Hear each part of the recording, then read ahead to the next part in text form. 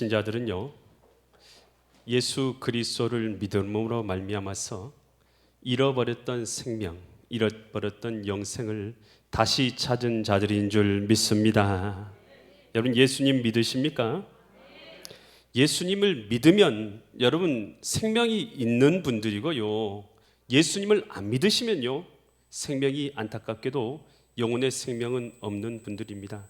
제가 볼 때 이곳에 있는 분들, 그래도 주일날 예배드린 분들은 그래도 내 안에 예수 그리스도를 나의 주님으로 모셔드린 자들이 이 자리에 나와 있는 줄 믿습니다. 오늘 예수 그리스도가 내 안에 있는 사람들은 오늘 아담과 하와 때 잊어버렸던 그 영원한 생명, 영혼의 생명을 다시 예수 그리스도 안에서 찾은 자들인 줄 믿습니다. 오늘 우리가 읽은 이 본문의 말씀은요, 이 마가의 다락방에서 예수님께서 최후의 만찬의 자리를 하시는 내용이 기록되어 있는 것이 이 바로 본문의 말씀입니다. 과연 이 말씀을 통해서 하나님께서 우리에게 무엇을 깨닫게 하시고 무엇을 말씀하시는가, 나에게 주시는 하나님의 음성이 있는 은혜의 시간 되시기를 간절히 축원드립니다. 마태복음 26장 17절로 18절 말씀 보시면요, 무교절의 첫날에 제자들이 예수께 나와서 이르되 유월절 음식 잡수실 것을 우리가 어디서 준비하기를 원하십니까? 무교절 나오고 유월절 나왔어요. 여러분, 이 무교절하고 유월절하고 다른 절기인가요? 예, 그렇지 않습니다. 무교절의 첫날이 유월절이에요. 그리고 나머지는 누룩이 없는 떡을 먹는다 해서 그리고 쓴나물과 이 떡을 먹는다고 해서 무교절이라고 부릅니다. 그래서 같은 절기예요. 그래서 첫날을 유월절이라 부르고 나머지를 무교절이라고 부르는 것이죠. 이 절기에 이제 어디서 유월절을 지키겠습니까? 라고 이제 예수님께 물어온 것이죠. 그랬더니 18절에서 예수님께서 이렇게 말씀하시대요. 이르시되 성한 누구에게 가라고요? 아무가 누굽니까? 아무는 아무도 몰라요. 아무는 아무도 모르는 거죠. 여러분, 그런데 성경에서 마태복음에서만 아무라고 기록이 났지 이 장소가 어디입니까? 저와 여러분 잘 아시죠? 어딘가요?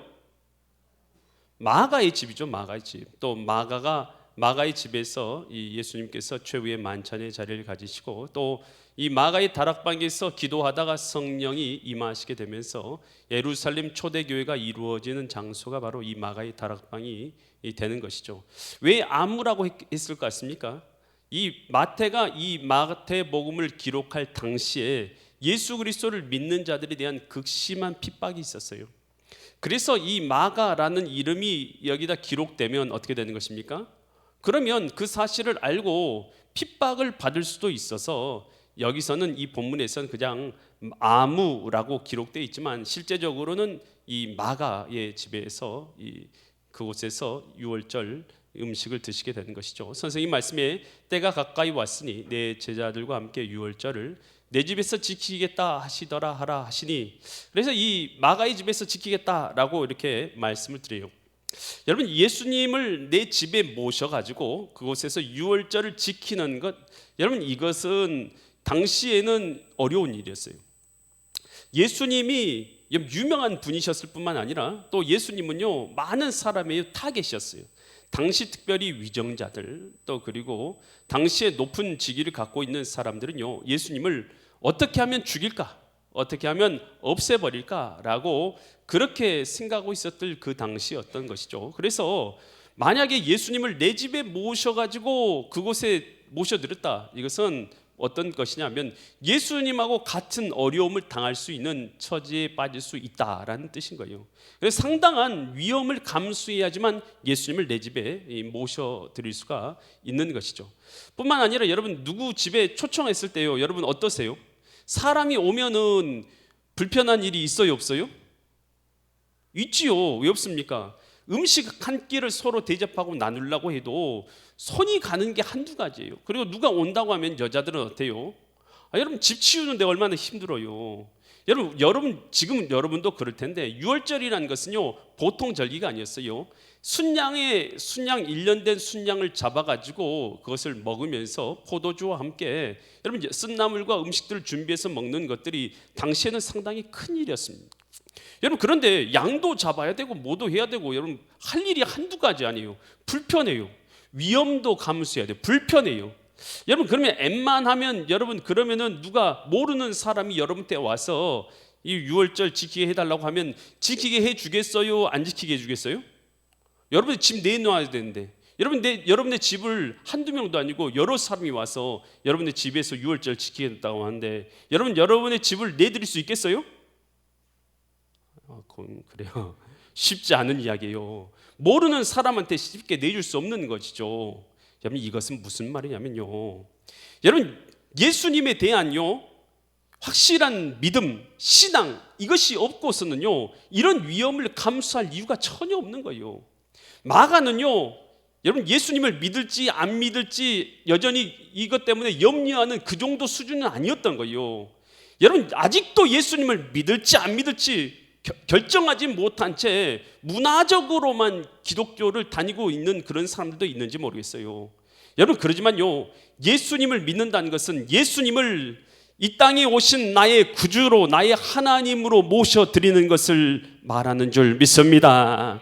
하나님께서 저와 여러분이 어떻게 됐습니까? 아담과 하와 지은 죄로 말미암아서 여러분 온갖 저주에 빠져 있잖아요. 가정의 고통, 또 이 노동, 일하는 고통, 또 그리고 질병의 고통, 또 그리고 사망의 고통, 그리고 그것만 끝나는 게 아니라 죽으면 영원히 지옥에 떨어지는 고통까지, 우리는 이 사망의 저주 가운데, 뭔가 죄의 저주 가운데 빠져 있는 자들이잖아요.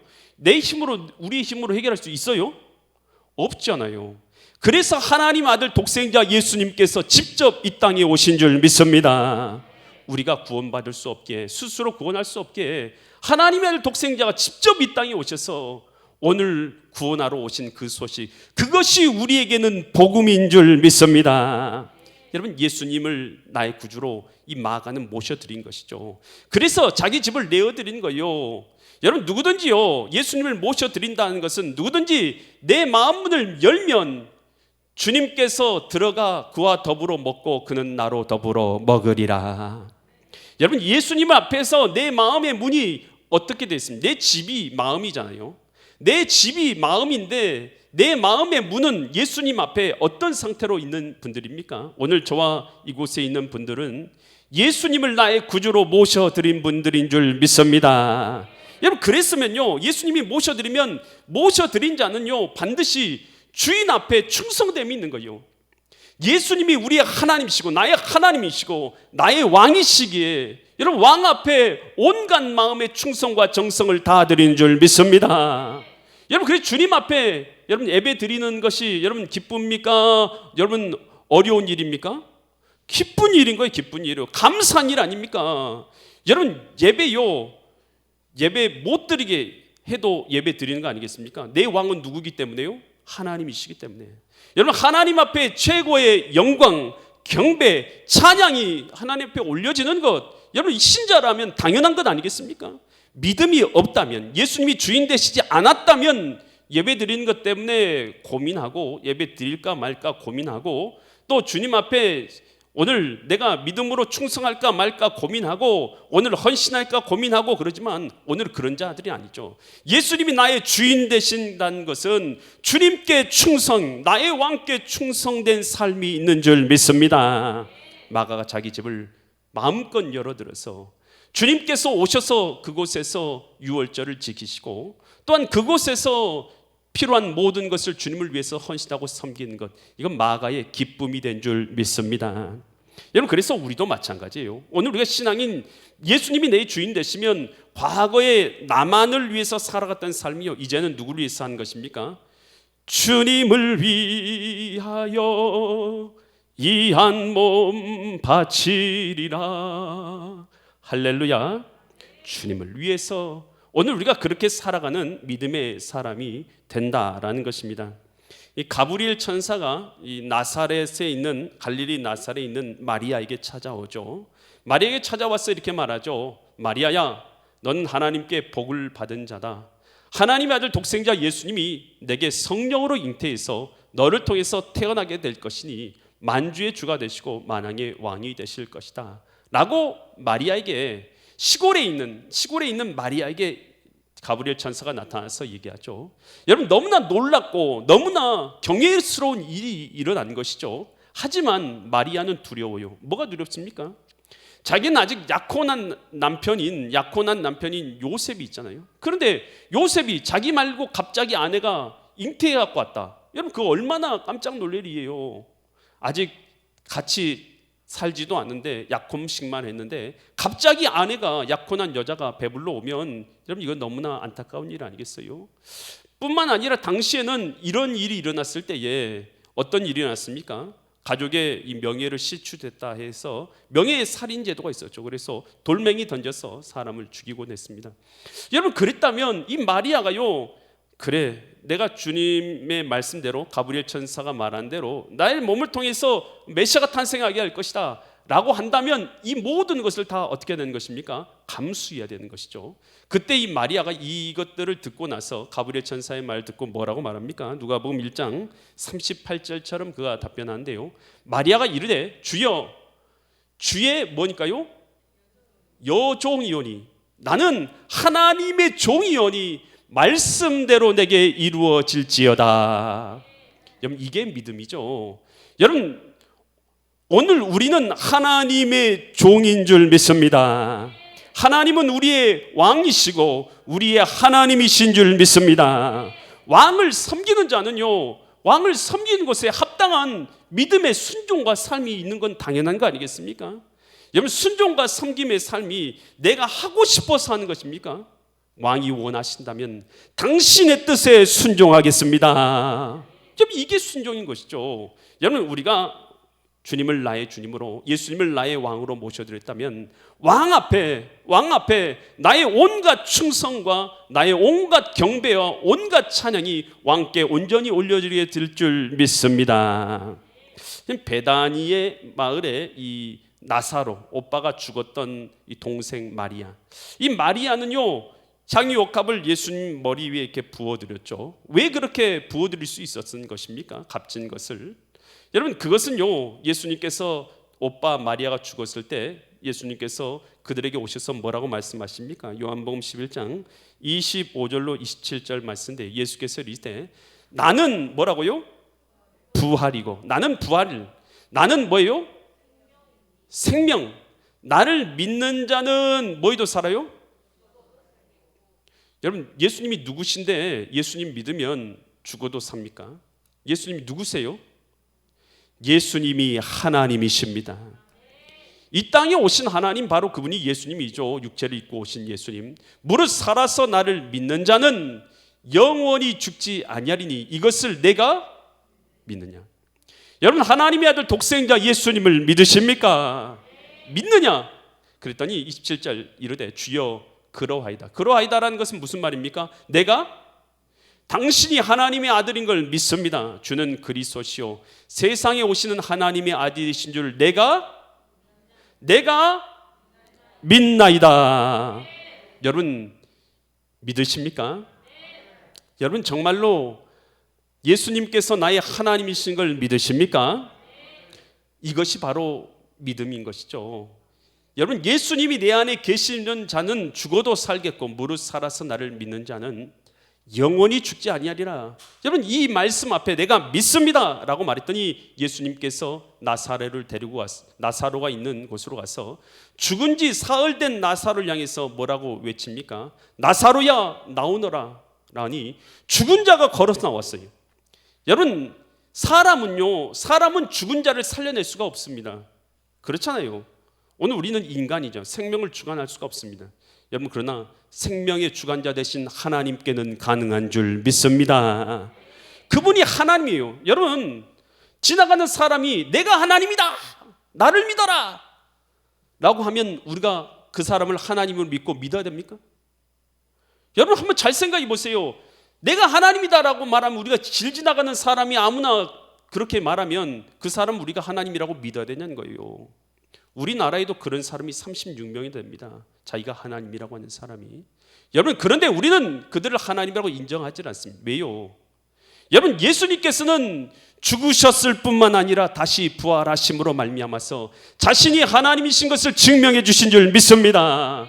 모든 사람이 믿을 수 있는 증거를 주셨잖아요. 그리고 나서 하신 말씀이 내가 너희를 위해서 십자가에 달린 것은 너희의 죄를 대속하기 위함이다. 여러분, 그래서 우리가 하나님의 아들 독생자 예수님을 믿는 줄 믿습니다. 그래서 여러분, 오늘 우리는요, 하나님을 나의 구주로 모셔드린 자들은요, 예수님이 나의 주님이신 대한 것에 대한 확실한 믿음의 삶이 반드시 나타나게 되는 줄 믿습니다. 나 예수님 믿어. 그런데 내 삶 가운데선 예수님을 믿는 삶이 전혀 없다. 여러분, 그러면요, 그 사람은 믿음이 약하거나 믿음이 없는 것입니다. 예수님이 주인 되지 않았거나 믿음이 아주 약한 사람이 아니고서는 여러분, 그렇게 생활할 수가 없는 것입니다. 만약 믿는다면요, 반드시 믿음의 삶, 어떤 삶입니까? 하나님을 예배하는 것과 하나님의 순종하는 삶과 내 삶을 통해서 하나님께 헌신하는 믿음의 삶이 반드시 나오게 되어 있는 줄 믿습니다. 이 억만장자의 아들로 태어난 윌리엄 보든이라는 사람이 있어요. 이 윌리엄가의 낙농가였는데 굉장히 큰 땅과 많은 토지를 갖고 있는 그런 억만장자였어요. 근데 그 아들이 태어났는데 이 윌리엄 보든은 고등학교를 다니면서 고등학교에서 예수 그리스도를 전파하는 그 목사님의 말씀을 듣고 그가 인격적으로 예수님을 나의 구주로 나의 하나님으로 모셔드리게 됩니다. 그러면서 그는요, 예수님이 나의 주님이시고 나의 하나님이라는 이 마음을 품게 된 것이죠. 고등학교를 졸업하면서 그 부모님이 이제 고등학교 졸업 선물로 세계 일주를 하라 하고 도와줘요. 그래서 세계 일주를 이제 혼자서 세계 일주를 하게 됩니다. 근데 세계 일주를 하면서 그가 보니까 많은 사람들이 하나님 없이 죽어가는 많은 사람들을 세계를 일주하면서 보게 된 거예요. 그 마음 가운데 세계를 일주하면서 그 마음 가운데 품게 된 생각이, 죽어가는 저 많은 사람들이 있는데 어찌 내가 이 복음을 전파하지 않을 수 있겠는가. 그래서 그가 세계 일주를 하면서 품게 된 꿈이 바로 많은 사람을 구원해야 되겠다라는 이 꿈을 품게 된 것입니다. 근데 그는 이제 그 중에서 특별히 이 아랍권 선교사가 되어져서 아람에 있는 사람들을 구원해야 되겠다, 이렇게 마음을 먹게 되는데요. 그리고 이제 그는 이제 준비를 해요. 그리고 나서 이 아랍권 선교라고 이집트에 있는 카이로로 들어가게 됩니다. 근데 들어간 지 얼마 되지 않아서 이 척수막염, 척수감염, 이것으로 인해서 25세의 나이로 이 세상을 떠나게 됩니다. 너무나 안타깝게 짧은 나이에 그의 이 선교의 인생을 선교의 삶을 마감하고 그의 삶을 마감하게 되었어요. 너무나 좀 짧다 생각되는데요. 그가 남겨놓은 성경책에 이런 글귀를 기록된 것을 사람들이 발견하게 되었어요. 책을 넘겨보니까 어떤 글씨가 있었냐면 No reserves, 남김없이, No retreats, 후퇴 없이, No regrets, 후회 없이 내가 내 주님을 위하여 내 모든 것을 바칩니다. 남김없이 바칩니다. 내가 뒤로 물러가지 않겠습니다. 그리고 내 삶에 절대 내가 주님을 섬기는 삶을 후회하지 않겠습니다. 이렇게 또 기록됐고, 또 언제나 나 자신에게는 노라고 말하고 예수님께는 예스라고 말하겠습니다. 주 예수님, 저는 제 삶에서 손을 떼겠습니다. 주님께 제 마음의 보좌를 드립니다. 주님의 뜻대로 저를 변화시키고 깨끗하게 하시고 사용하여 주옵소서라는 글귀가 기록되어 있습니다. 여러분, 얼만큼 오래 사느냐도 중요하지만요, 얼만큼 하나님 앞에 충성스러운 삶을 살았느냐, 여러분, 이것이 우리에게는 더 중요한 줄 믿습니다. 윌리엄 보든요, 짧게 살았어요. 하지만 그는요, 그의 인생 참으로 하나님 앞에 충성된 일꾼이었던 것은 분명한 줄 믿습니다. 그가 하나님 앞에 충성한 그의 삶을 다 드리기까지 후회 없이, 후퇴 없이 그가 하나님 앞에 모든 생명을 드리기까지 충성한 삶, 여러분, 그것이요 바로 그가 참 하나님의 사람이었고 하나님의 백성이었고 천국에서 영광의 상급이 기다리는 사람이 분명하다는 것을 우리에게 보여주고 있는 줄 믿습니다. 그래서 로마서 14장 7절과 8절에서는요, 바울은 이런 말을 해요. 우리 중에, 믿는 사람들 중에 누구든지 자기를 위하여 사는 자가 있어요, 없어요?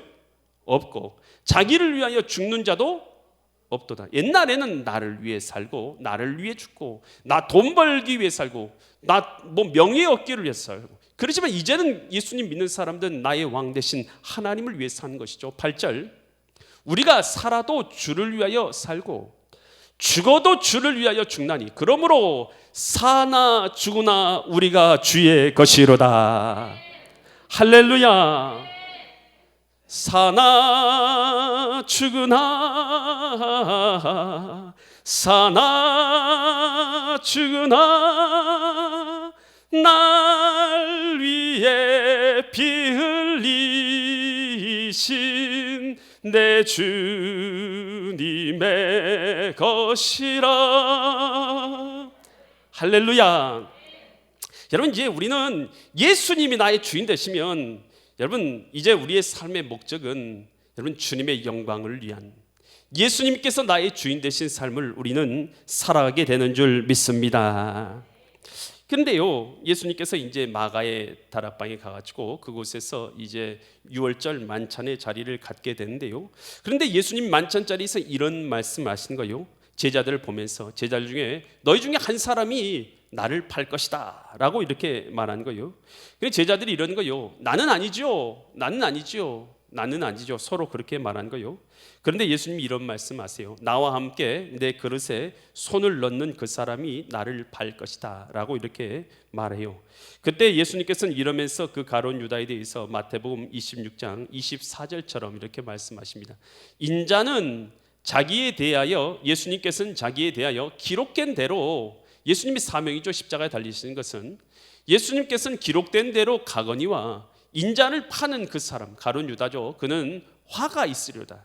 그 사람은 차라리 태어나지 아니하였더라면 제게 좋을 뻔했다. 예수님께서 생각할 때 그 사람은 차라리 나지 아니한 것이 나을 뻔했다라고 그 사람에 대해서 말씀하십니다. 이 가룟 유다는 여러분 예수님을 팔고 은 30을 받게 됩니다. 그런데 그 은 30을 받았어도 그걸 양심의 가책이 느껴서 쓰지를 못하죠.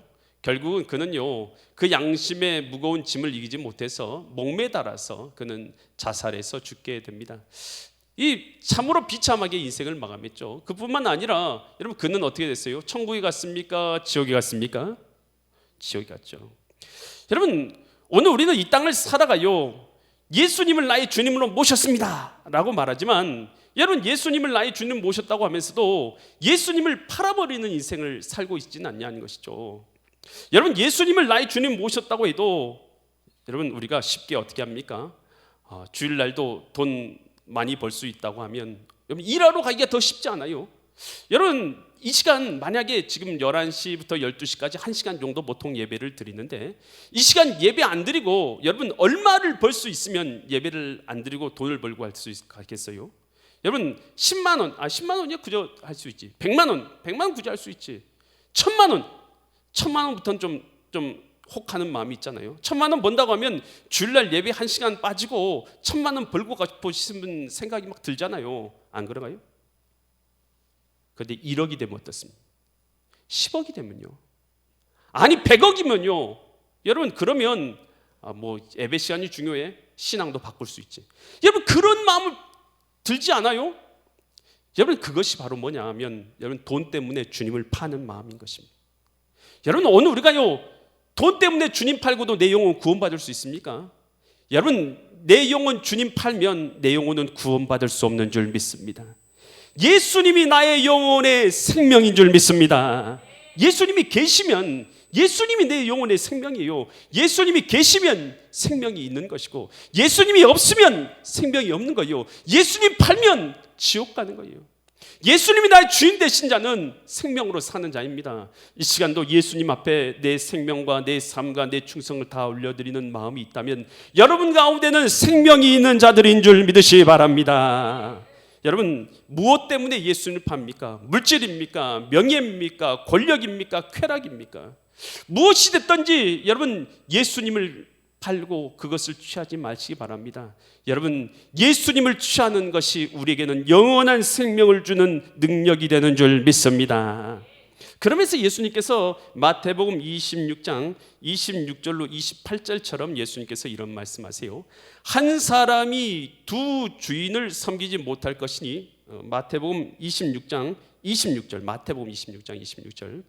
그들이 먹을 때에 예수께서 떡을 가지사 떡을 가지사 이제 유월절 만찬을 이제 마가의 다락방에 쌓은 거예요. 너희들이 팔리라 하는데 가룟 유다가 팔 것이다 이렇게 주님께서 이렇게 말씀하시죠. 그러면서 26절 그들이 떡을 먹을 때 예수께서 떡을 가지사 이 축복하시고 떼어서 제자들이 주시면서 말씀하시되 받아 먹으라 이것이 뭐라고요?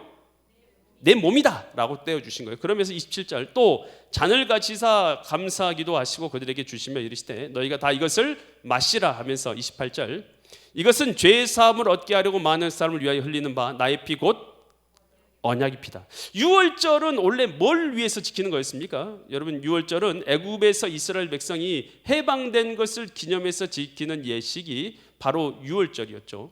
여러분 그런데 이 유월절 마지막 날에 마지막 재앙이 뭐였습니까? 이 장자가 죽는 재앙이었죠. 장자가 죽는 재앙이 있을 때에 문인방과 문설주, 문 앞에 있는 문인방과 문설주에 뭘 바르면요? 1년 된 순양을 잡아가지고 그 피를 이 문인방과 문설주에 우슬초로 발라놓으면 죽음의 재앙이 그 가정에 임하게 됩니까? 임하지 않게 됩니까? 임하지 않게 된다. 출애굽기 12장 23절 말씀 우리 같이 보면 여호와께서 애굽 사람들을 재앙에 내리시려고 지나가실 때 문인방, 문 좌우 문설주, 문인방이라는 문턱이라고 생각하시면 돼요. 좌우 설주는 문 기둥을 말하는 거예요. 문 기둥에다가 좌우에다가 뭘 발라놔요? 양의 피, 1년 된 숫양의 이 피를 발라놓으면 주님께서 이 피를 보시면 그 문을 넘으시고 멸한 자에게 너희 집에 들어가서 너희를 치지 못하게 하실 것입니다. 여러분 문 앞에 피가 발라졌다라는 것은 뭘 뜻하는 거예요? 이 사람들은 하나님의 백성이다라는 뜻이 문 앞에가 피가 발라졌다는 거예요. 피가 있으면 죽음의 재앙이 지나가는 것이죠. 여러분 이 피는 뭘 예표하는 것이었습니까?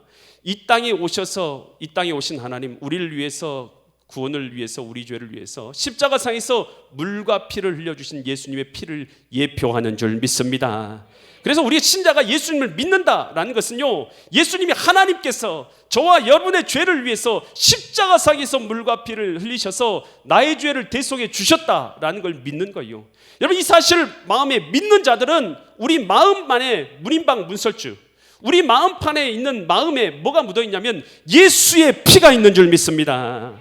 예수의 피가 있는 줄 믿습니다. 주의 보혈이 있는 줄 믿습니다. 보혈이 내 심정에 있는 거요. 그 보혈은 뭡니까? 나를 향하신 당신의 사랑입니다. 하나님의 나를 향하신 사랑의 증거가 예수 피죠. 십자가에 썰린 피죠. 그 피가 내 마음에 있는 거예요. 그래서 죽음의 재앙이 그 피를 보면 지나가는 것처럼 오늘 우리 신자들은요 예수 피가 내 마음 가운데 있으면 이제 어떻게 되는 것입니까? 모든 재앙이 저주가 떠나게 되는 줄 믿습니다. 여러분 이 아담과 지은 죄로 인해서 우리는 저주 가운데서 사망 가운데서 여러분 질병의 고통 가운데서 영혼의 죽음 가운데 사는 우리가 예수 피를 우리 마음 가운데 바름으로 말미암아서 이제는 저주가 떠나고 예수 생명이 내 가운데 있는 믿음의 사람들이 된 줄 믿습니다. 그래서 이제 예수 피가 있는 자는 그러므로 이제 그리스도 예수 안에 있는 자에게는 결코 정죄함이 없나니 이는 그리스도 예수 안에 있는 생명의 성령의 법이 죄와 사망의 법에서 너희를 해방하였음이니라. 저와 여러분은 예수 생명으로 죄와 사망의 권세에서 해방되어서 영생을 얻게 된 존재들이 된 줄 믿으시기 바랍니다. 여러분 미국에 남북전쟁이 있었죠. 남북전쟁에서 미국이 이 북군이 이 결정적인 승리를 거두게 된 것이 이 게티즈버그 전투였어요. 이 펜실베니아주에 있는 게티즈버그 전투에서 전쟁에서 승리하고 나서 링컨이 역사적인 이 연설을 하게 되죠. 그러면서 어떤 연설합니까? 아주 유명한 우리가 잘 알고 있는 미국은 자유민주주의 국가입니다. 국민을 위한 정부는 영원할 것입니다 하면서 노예를 해방시켜 줍니다. 노예를 해방을 선포해요. 그리고 미국은 국민을 위한 국민에 의한 국민의 정부가 될 것입니다 라고 이 연설하는 것이 굉장히 유명한 연설이죠. 여러분 그런데 노예를 미국에서 이 그 게티즈버그 전투 이후에 노예를 해방했다고 선포했어요. 그렇게 전쟁에서 거의 승리하고 나서. 그런데 바로 노예였던 사람들이 여러분 그 자리에서 막 다 풀려나는가요? 여전히 가정에서 여러분 그런 데서요 여전히 노예로 살고 있었던 많은 사람들이 있는 거예요. 해방됐대 해도 자기가 그것을 믿고 그 자리에서 박차고 나와서 자유시민의 삶을 살지 못한 자들은 자유시민의 삶을 살지 못한 거예요. 여전히 해방을 알지 못한 채 살아가는 사람은 그렇게 살아가는 거예요. 하나님의 아들 독생자 예수님이 오셔서 저와 여러분의 죄를 사여 주시고 믿는 자에게는 사망의 권세에서 해방하여 주셔서 영원한 하나님의 자녀의 생명을 얻게 하셨음에도 불구하고 믿지 않으면요, 과거의 어둠 가운데 살아가면요, 여전히 노예로서, 사단의 종으로서, 사망의 종으로서 살아갈 수밖에 없는 것 아니겠습니까? 하나님의 아들 독생자 예수님께서 언약의 피를 흘려 주심으로 말미암아 그 언약 안에 있는 자들은 누구든지 생명을 얻었다 말씀하고 계신 줄 믿으시기 바랍니다. 이것이 내 가운데 믿음이 되고 생명이 되어져서 이제는 예수 그리스도의 믿음으로 생명으로 살아가시는 믿음의 거룩한 성도님들 되시기를 예수 그리스도의 이름 받들어 간절히 축원드립니다. 기도드리겠습니다. 이 땅에 오신 예수님, 나의 구주로, 나의 하나님으로 모셔드려서 새 생명을 얻게 하시니 감사합니다. 구원받은 하나님의 자녀되게 하시니 감사합니다. 죄와 사망의 권세에서 해방되고 새 생명을 얻은 것을 알게 하시니 감사합니다. 이제 해방받은 자로서 하나님의 아들 독생자 예수 그리스도를 믿는 믿음으로 이 땅을 승리하며 살아가는 믿음의 사람들 되게 하여 주시옵소서. 성삼위 아버지 하나님께서 우리 가운데 함께 하시고 홀로 영광 받으실 걸 믿사와서 존귀하신 예수 그리스도의 이름 받들어 간절히 기도드립니다. 아멘.